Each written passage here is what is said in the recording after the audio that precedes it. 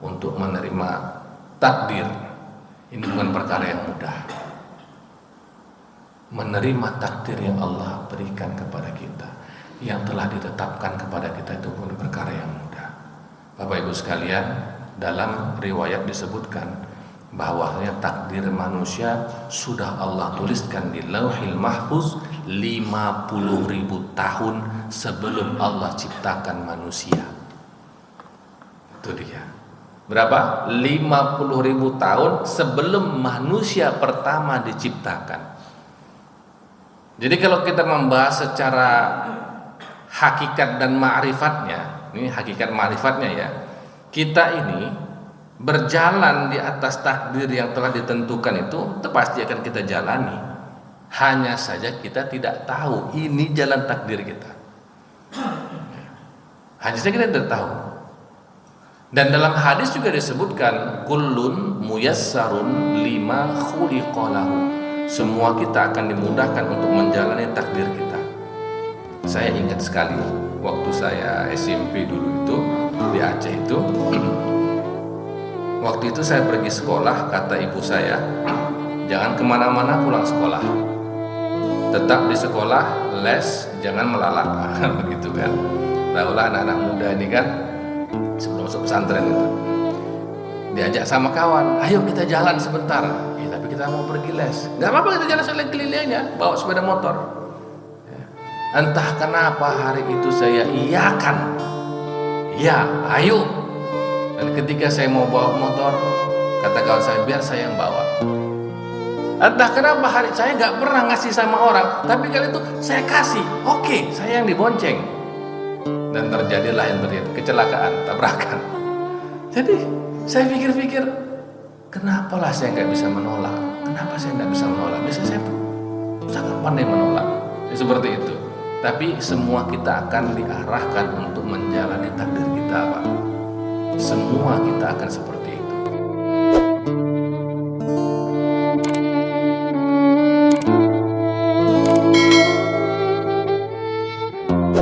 Assalamualaikum warahmatullahi wabarakatuh.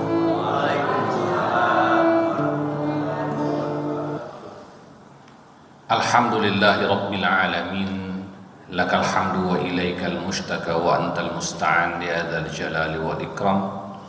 Allahumma fassalli wa sallim wa barik wa an'im ala sayyidil mursalin Muhammadin sallallahu alaihi wasallam wa ala alihi wa sahbihi ajma'in, amma ba'du. Yang sama-sama kita hormati, kita muliakan ketua dan segenap pengurus Masjid Al-Munawwarah, alim ulama, tokoh masyarakat, tuan-tuan guru kami, Bapak Ibu jamaah salat maghrib menjelang Isya, rahimani wa rahimakumullah. Alhamdulillah, yang pertama dan paling utama kita bersyukur kepada Allah Subhanahu wa taala atas segala nikmat, segala karunia yang Allah berikan, dan mudah-mudahan kita selalu menjadi hamba-hamba yang penuh dengan kesyukuran di dalam hati kita.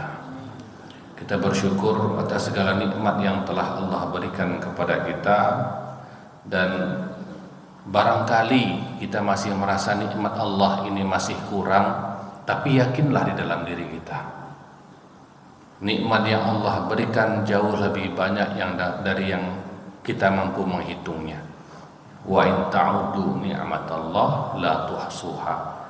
Hanya saja memang kadang-kadang kita kurang menyadari betapa nikmat yang Allah berikan ini, karena terkadang nikmat itu ditutup, ya, dihijab dia seolah-olah bukan nikmat.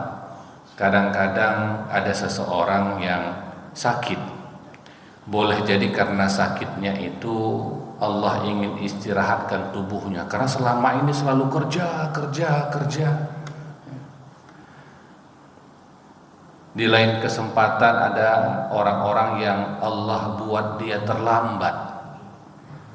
Ingat dulu pernah ada pesawat MH berapa saya lupa tuh, Malaysia itu ya. Ada yang terlambat sekeluarga. Mereka marah-marah, Pak. Marah-marah. Kenapa? Karena penerbangan dipercepat. Marah-marah. Ini mereka akan menuntut katanya, kan sudah bayar mahal-mahal. Gitu. Tak lama kemudian terdengar kabar pesawatnya itu jatuh. Sekeluarga mereka bersyukur. Dan mereka tidak akan menuntut apapun. Mereka bersyukur mereka itu terlambat naik sehingga mereka masih hidup.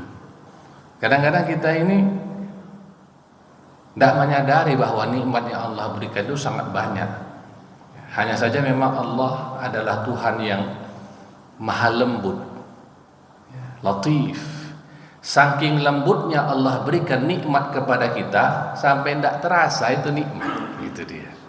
Maka kita ini jadilah hamba-hamba yang terus bersyukur saja atas apa yang Allah berikan kepada kita, apa yang Allah takdirkan kepada kita. Mudah-mudahan dengan kesyukuran Allah tambah lagi nikmatnya untuk kita semua. Amin ya rabbal alamin. Salawat seiring salam tak lupa kita sampaikan kepada baginda Nabi sallallahu alaihi wasallam. Mudah-mudahan kita semua dapat syafaat beliau. Insyaallah malam hari ini kita lanjutkan kaji dari kitab Nasaihul Ibad, karya dari Syekh An-Nawawi Al-Bantani rahimahullahu ta'ala. Waruya annahu alaihi salam kharaja dzata yaumin ala ashabihi. Terdapat sebuah riwayat di mana Nabi sallallahu alaihi wasallam itu keluar menemui sahabat-sahabatnya. Faqal, kemudian Nabi bertanya kepada sahabat-sahabatnya, kaifa asbahtum? Bagaimana keadaan kalian hari ini? Bagaimana keadaan kalian hari ini? Faqalu asbahna mu'minina billah. Keadaan kami hari ini, kami beriman kepada Allah Subhanahu wa taala. Subhanallah, Nabi sallallahu alaihi wasallam adalah sosok yang sangat peduli dengan umatnya, sangat peduli dengan sahabat-sahabatnya alaihi salatu wassalam. Dan tentu para ulama juga menyebutkan Nabi itu saking pedulinya Bapak Ibu sekalian kepada kita, sampai-sampai di akhir hayat beliau kita adalah salah satu yang dikhawatirkan oleh beliau, ummati. Jadi kita beruntung sebenarnya memiliki Nabi seperti baginda sallallahu alaihi wasallam yang peduli betul dengan kita di dunia. Apalagi kalau nanti kita sampai di akhirat, beliau adalah orang yang sangat peduli dan perhatian sama kita. Makanya kita ini kan disebutkan oleh para ulama sebagai orang yang prioritas dapat syafaat Nabi. Jadi sebelum umat-umat yang lain itu dapat syafaat, kita duluan nih ya, yang dapat syafaat dari Nabi sallallahu alaihi wasallam. Hanya saja kan ini semua tergantung dan kembali kepada kita lagi Bapak Ibu sekalian. Kita ini umat Nabi Muhammad, apakah kita memang sesuai, pantas jadi umat Nabi sallallahu alaihi wasallam atau enggak? Karena jangan-jangan boleh jadi Pak, kita ngaku umat Nabi Muhammad tapi bersolawat pun kita malas. Solawat saja malas. Lalu bagaimana kita bisa mengaku sebagai umat Nabi Muhammad sallallahu alaihi wasallam? Jadi setiap waktu keadaan perbanyak solawat kepada beliau. Nah, Nabi ini kalau ketemu dengan sahabat, Nabi tanya, bagaimana keadaan kalian hari ini? Maka sahabat-sahabat menjawab, asbahna mu'minina billah. Kami hari ini dalam keadaan beriman kepada Allah. Dan ini jawaban yang berbeda dengan jawaban yang biasa kalau kita ditanya. Ya, kalau kita ditanya misalnya, Pak Amir, gimana keadaan hari ini? Alhamdulillah sehat, Ustaz. Ya sama kan, semua gitu. Kalau orang tanya sama saya, Ustaz Suryandi gimana keadaannya hari ini? Alhamdulillah sehat Pak, sehat Haji. Kan begitu. Kalau sahabat ditanya bagaimana keadaannya hari ini, bukan jawabannya sehat, alhamdulillah ya Rasulullah. Bukan itu jawabannya. Kami hari ini dalam keadaan beriman. Nah, itulah bedanya kita umat akhir zaman dengan sahabat-sahabat Nabi sallallahu alaihi wasallam. Kenapa? Karena bagi para sahabat sallallahu alaihi wasallam, sahabat Nabi sallallahu alaihi wasallam radhiyallahu anhum ajma'in, itu kondisi keimanan itu jauh lebih penting dari apapun bagi mereka. Bahkan lebih penting daripada kesehatan mereka, bahkan lebih penting daripada nyawa mereka. Dan itu kenapa para sahabat tidak pernah takut untuk mengorbankan diri mereka dalam jihad fi sabilillah. Makanya berbeda jawabannya. Pertanyaannya boleh jadi sama, bagaimana keadaan hari ini? Kalau kita jawab keadaan sehat, alhamdulillah. Sahabat menjawab, kami dalam keadaan beriman. Karena memang sahabat ini dulu pada periode Mekah, kan sahabatnya susah, Pak, Bu. Mereka susah untuk beriman. Ketika mereka beriman, mereka dimusuhi. Ketika mereka beriman, mereka dikejar-kejar, diancam, bahkan disiksa seperti Sayyidina Bilal, ya. Seperti ayahnya Ammar, yaitu Yasir, ya. Itu disiksa semua, subhanallah. Jadi ketika mereka berada di kota Madinah, keadaan sudah berubah jadi lebih baik. Mereka dapat beriman kepada Allah dengan leluasa, mereka dapat beribadah dengan sebaik-baiknya. Mereka betul-betul mensyukuri nikmat itu. Nah, kembali kepada kita sekarang, kondisi kita ini, sudahkah kita benar-benar seperti sahabat itu bersyukur kita masih bisa beriman? Bersyukur masih mudah dalam ibadah? Memang kenapa Ustaz? Loh, sahabat-sahabat kita di Gaza tidak semudah kita beribadahnya. Mereka diincar oleh bom, ya. Mau ke masjid, masjidnya sudah hancur, kan begitu. Mau ibadah pun susah, ya, subhanallah. Sekarang kita ini dalam keadaan yang baik. Bapak Ibu sekalian, tahun 99 saya waktu itu masih SMP, ya, sebelum saya masuk pesantren saya masih SMP di Aceh saya dulu. Pada tahun itu terjadi tahun 98-99 itu kan ada gerakan Aceh Merdeka dulu, ya. Nah, pergolakan begitu panas, ya. Yang terjadi adalah kekacauan, dan yang jadi korban itu memang rakyat sipil.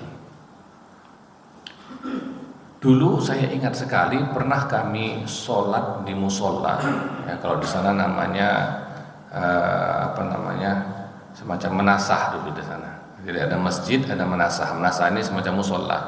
Nah, biasanya musola itu dia tidak full dengan dinding, dia setengah dinding saja, atasnya terbuka biasanya. Nah, karena biar udara lebih sejuk begitu. Saya ingat waktu itu kita sholat taraweh, Pak. Sholat taraweh, lagi setengah khusyuk sholat, terjadi kontak senjata pas di belakang menasah itu, di belakang musola. Kontak senjata, boom, suara granat meledak. Lalu kemudian suara senjata, tang. Dan itu lagi sholat pun kita masih tidak sekusuk sahabat juga, ya kan? Tiarap, Pak, satu musola semua tiarap ini. Karena apa? Yang tertutup itu kalau kena peluru nyasar kan cuma setengah. Nanti ini cuma setengah, atas terbuka, jadi semua tiarap. Ya. Nah, itulah sholat taraweh sambil tiarap, itulah dia. Tiarap semua.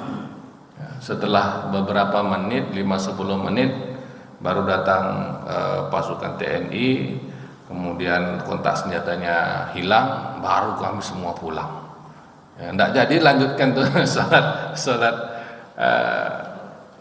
tarawihnya, enggak jadi tuh, Pak.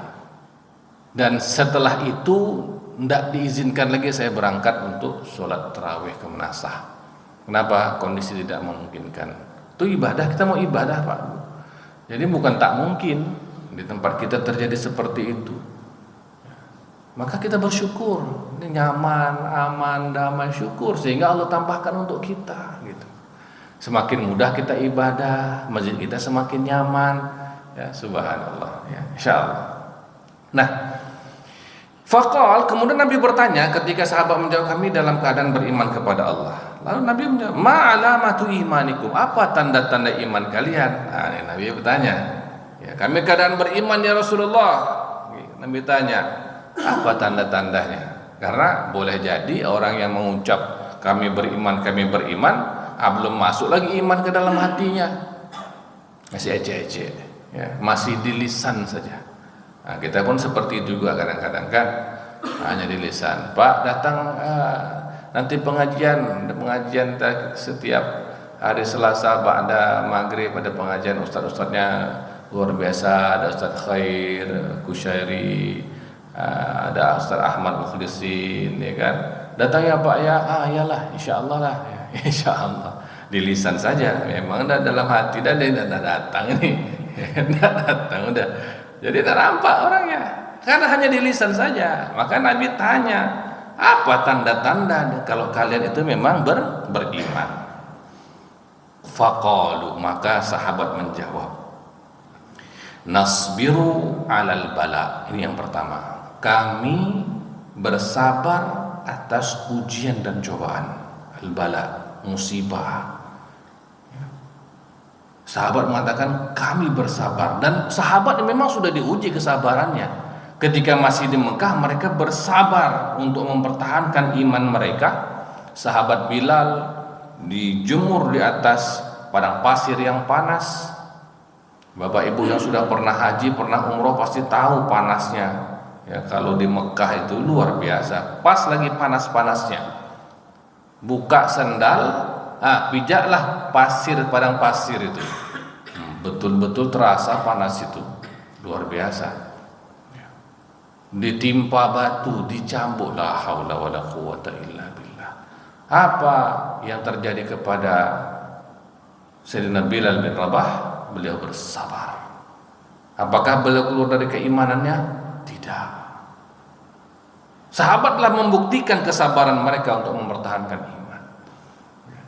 Dan memang manusia ini semua pasti akan diuji dengan bala.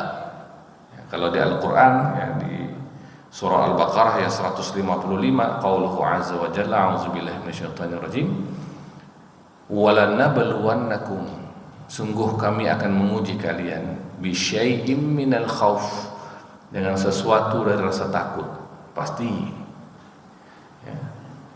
Wal ju', rasa lapar. Terus, ya, wa naqsim minal amwal wal anfus was thamarat, ya. Terus akan diuji, dan kita semua ini pasti berbeda-beda ujiannya, tidak sama. Setiap orang itu memiliki kadar keimanan yang berbeda, kondisi yang berbeda, maka ujiannya juga pasti berbeda. Tidak akan sama ujian untuk orang yang masih muda dengan orang yang sudah tua, tidak sama. Tidak akan sama ujian untuk orang yang punya jabatan sama yang tidak ada jabatan, nggak akan sama. Jadi kita nggak perlu mengukur orang lain dengan baju kita. Jangan dilihat, orang lain ya dia itu korupsi aja kerjanya itu. Wah, begitu misalnya. Ini misal kita marah memang dengan kasus seperti itu, kita marah. Tapi jangan berlebih-lebihan dalam mencaci, jangan mencaci orangnya, tapi kita membenci kelakuannya, perbuatannya, jangan orangnya. Kenapa? Boleh jadi kalau kita yang berada di posisi pegang jabatan seperti itu, kita bahkan lebih parah mungkin korupsinya, ya. Nauzubillah. Maka para ulama mengingatkan kita benci dengan maksiat, tapi kita jangan berlebih-lebihan sehingga membenci orangnya. Kita membenci kelakuannya, kita benci perbuatannya, tapi jangan benci orangnya. Kenapa? Karena boleh jadi kalau kita berada di posisi tersebut, kita mungkin bahkan lebih parah gitu. Maka cobaannya pasti akan beda-beda, ya. Cobaan pasti beda-beda. Kita lihat anak-anak muda sekarang, ini malas sekali anak-anak muda nih ke masjid. Tunggu dulu, ya. Kita membandingkan dengan kita yang bapak-bapak ini yang sudah 50-60 ini, membandingkan dengan masa-masa bapak-bapak, ibu-ibu di masa remaja dulu. Bapak-bapak, ibu-ibu di masa yang dulu itu apa rupanya yang bapak ibu cari waktu masih muda? Ya, ada cobaannya TV aja saya rasa. Ya, kalau saya merasakan ya, waktu itu saya kecil TV saja nggak ada di rumah saya TV. Kalau mau nonton TV ke rumah tetangga saya. Sekarang anak-anak muda sudah punya TV masing-masing di tangannya, HP itu. akses ke hal-hal yang berbau negatif itu di tangan mereka sekarang. Cobaannya lebih besar. Nggak akan sama. Ini nggak usah kita banding-bandingkan sebenarnya. Ya, ojo dibanding-bandingke kan begitu. Ya nggak usah bandingkan. Kita semua ini pasti ada cobaannya masing-masing. Sudah. Kita fokus pada cobaan kita masing-masing. Selamat kita dari cobaan yang kita hadapi. Sabar kita atas segala ujian yang Allah berikan kepada kita. Setiap kita pasti akan dapat cobaannya, sedikit ataupun banyak, sebentar ataupun lama. Yang penting kita fokus pada ujian yang akan kita hadapi. Itu yang pertama. Sabar kita, sabar. Pasti akan ada jalannya. Pasti akan ada jalannya. Yang pertama. Lalu yang kedua, wa nashkuru 'ala rakha. Dan yang kedua, kami bersyukur atas nikmat kelapangan. Ya, rakha itu rasa lapang, rasa nyaman. Karena dulu ketika berada di Mekah mereka dikejar-kejar. Mau mengaji aja, dulu sahabat ingin mengaji. Di mana sahabat dulu mengaji ketika periode Mekah? Di rumah Al-Arqam bin Abil Arqam. Rumah Al-Arqam bin Abil Arqam itu di Bukit Sofa. Bapak Ibu yang sudah pernah haji atau umroh, itu kan kalau habis tawaf pasti akan sa'i di antara Safa dan Marwah. Di Bukit Sofa itu sebenarnya di dekat situlah rumahnya Arqam bin Abil Arqam. Makanya dulu sahabat kalau mau ngaji dia, mereka itu pura-pura mereka habis tawaf, mereka sa'i. Ketika sa'i tidak ada balik-balik lagi kan? Sa'i 7 kali kan? Dari Sofa ke Marwah, dari Marwah ke Sofa. Nggak nampak-nampak lagi orangnya. Rupanya singgah ke rumah Arqam bin Abil Arqam, ngaji dulu sama Nabi supaya nggak ketahuan, Lalu ketika selesai mereka ke Marwah lagi, ke Safa lagi. Jadi seolah-olah mereka sedang dalam keadaan ibadah, padahal mereka curi-curi waktu untuk ngaji.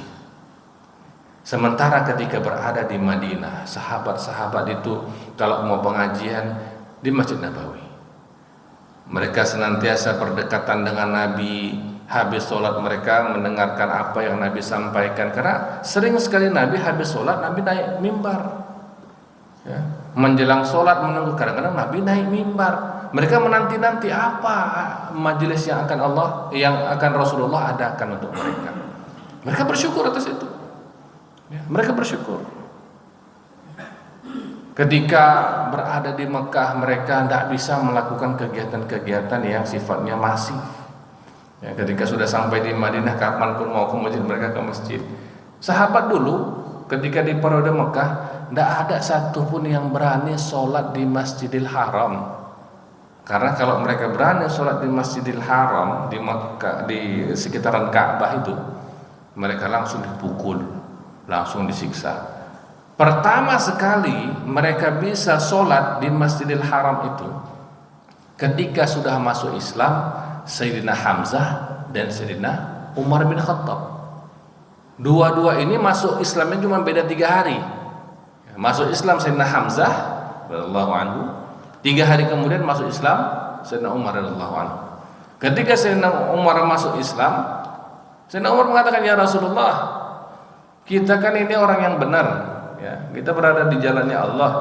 Ayo kita jangan sembunyi terus. Ayo kita dakwahkan agama ini. Sholat kita ke Masjidil Haram ya, karena Rasulullah itu sudah melihat ada 2 orang, ada Sayyidina Hamzah, ada Sayyidina Umar. Ya sudah, Rasulullah perintahkan, ya silakan. Baru itu pertama sekali mereka bisa sholat di Masjidil Haram ya. Yang di depan itu Sayyidina Hamzah satu ya, di saf yang lain Sayyidina Umar bin Khattab. Karena ada 2 inilah, tidak ada yang berani ganggu mereka. Itu pertama sekalinya. Tapi kalau tidak ada ini 2 orang, tidak ada yang berani ya. Nah ketika berada di kota Madinah, luar biasa. Mereka sahabat-sahabat tidak ada yang melewatkan waktunya sedikit pun kecuali mereka sholat di masjid Nabi Sallallahu Alaihi Wasallam. Maka Bapak Ibu mana tahu ada yang berangkat umroh atau berangkat haji yang sia-siakan waktu kalau di sana. Kadang-kadang saya kan bawa jemaah umroh juga. Kadang-kadang kita kasihan. yang melihat sebagian jamaah itu udah sampai di Masjidil Haram, sampai di Masjid Nabawi, sholatnya di hotel. Ya kalau di hotel ngapain jauh-jauh ke sana kan? Di sini juga bisa kalau sholat di hotel. Sayang waktunya, puluhan juta ke sana itu. Ayo disyukuri. Kita syukuri kondisi-kondisi yang kita dapatkan. Sahabat begitu, disyukuri betul nikmat ini. Ya, disyukuri betul. Subhanallah. Maka kata sahabat, yang pertama mereka sabar atas ujian dan cobaan. Yang kedua, mereka bersyukur atas nikmat rasa lapang, rasa nyaman yang saat ini mereka rasakan di kota Madinah. Itu dua. Dan yang terakhir, wa narada bil qada, dan kami itu ridho. Ridho itu artinya rela dengan qada. Apa itu qada? Qada itu kalau di dalam terminologi akidah adalah keputusan Allah Subhanahu wa taala. Ya, dan ini sebenarnya merupakan bagian dari rukun iman. Ya, kalau di dalam rukun iman, ketika Jibril alaihissalam datang kepada Nabi sallallahu alaihi wasallam, akhbirna anil iman. Wahai Muhammad, beritahukan kepadaku apa itu iman. Apa jawaban Nabi? Antu'mina billahi wa malaikatihi wa kutubihi wa rusulihi wal yaumil akhir. Engkau beriman kepada Allah dan malaikat-malaikatnya dan kitab-kitabnya, rasul-rasulnya dan hari akhir.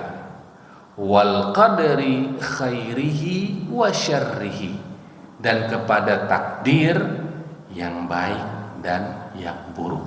Langsung disebut dalam hadis itu. Ini hadis yang kedua dalam kitab Arba'in An-Nawawiyah. Langsung disebut takdir yang baik dan yang buruk, khairihi wa syarrihi. Walaupun para ulama mengatakan sebenarnya tak ada takdir yang buruk, hakikatnya tidak ada, karena Allah tidak akan memberikan yang buruk kepada hamba-hambanya. Tetapi karena seperti kita sebutkan di awal, Allah itu terkadang membungkus nikmat-nikmat itu dengan sesuatu yang kita tidak sadari. Maka kita kadang-kadang menganggap bahwa takdir ini buruk untuk kita. Kan begitu. Kematian, ini salah satu contoh nih. Kematian baik atau buruk. Kita boleh saja berdebat Bapak Ibu sekalian. Di antara Bapak Ibu pernah enggak merasakan bahwa kalau sekarang umur saya sudah 60 atau mungkin ada 70, sudah mulai banyak sakit-sakit ya, betul enggak? Apa kalau umur itu lebih panjang lagi, 80, 90, apa enggak bertambah sakit itu? Saya punya opung, karena saya orang ada marganya saya. Opung saya usia meninggal itu 92 tahun. Dari usia beliau sekitar 80-an ketika kami menjenguk beliau. Beliau ini non muslim ya, karena ayah saya mu'alaf. Ayah dari ayah saya itu pendeta. Jadi ada gerejanya opung saya. Jadi cucunya enggak satu server ya, beda, sama-sama pendakwah memang ya, sama-sama pendakwah beda server gitu. Nah, jadi sesekali waktu kami datang mengunjungi opung yang perempuan ini di usia 80-an, itu udah lama kan. Beliau sering bilang, aduh, oh Tuhan, kata opung saya ini, cepatlah ambil nyawaku ini Tuhan, katanya. Sakit-sakit tubuhku ini Tuhan. Memang begitu Pak. Saya terlek saya sebut. Tapi kan karena non muslim kita nggak bisa protes ya kan. Nggak bisa saya bilang jangan gitu Pung, marah Allah nanti kan. Nah, beda ya. Beda. Kalau muslim tentu saya bilang seperti itu. Ya. Jadi semakin lama tuh 80-an tuh. Ketika menjelang wafat begitu kami datang hampir 90-an umurnya. Makin tambah parah, makin banyak yang nggak bisa digerakkan, makin sakit-sakitan, perih badan, merasa sakit tuh banyak sekali, seluruh tubuh sakit semua katanya. tubuh ini sakit semua, cepatlah aku dipanggil oh Tuhan, tak sabar lagi aku Tuhan, gitu ya begitu. 92 meninggal. Jadi kematian memang takdir Allah, dan rasa-rasanya kita semua takut mati kan. Tapi kematian itu kan baik. Dengan kita mati, maka tak ada lagi sakit. Iya. Tidak ada yang sudah mati itu masih mengeluh-ngeluh lagi, dia sakit kakiku, tidak ada lagi. Kalau sudah mati sudah selesai. Ya.